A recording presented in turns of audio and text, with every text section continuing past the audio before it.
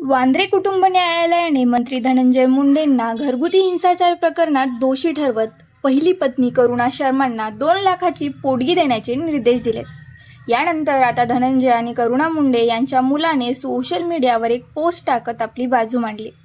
यावेळी त्याने वडिलांची बाजू घेत आईवर मारहाणीचा आरोप केलाय.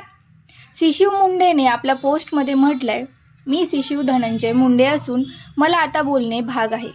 माझ्या कुटुंबाला माध्यमांनी मनोरंजनाचा विषय बनवले. माझे वडील सर्वोत्कृष्ट वडील नसले तरी त्यांनी आम्हाला कधी नुकसान पोहोचवलं नाही. माझ्या आईला परिस्थिती व्यवस्थित हाताळता आली नाही. तिच्याकडून कौटुंबिक हिंसाचाराचा आरोप केला जातो. पण माझ्या आईनेच वडिलांना मारहाण केली होती. तेव्हापासून ते निघून गेले. तिच्या वागण्याचा मला आणि माझ्या बहिणीलाही त्रास झाला. त्यानंतर तिने आम्हालाही निघून जाण्यास सांगितले, असं त्यानं म्हटलंय. यावर आता करुणा मुंडे यांची काय प्रतिक्रिया येते ते पाहावे लागेल.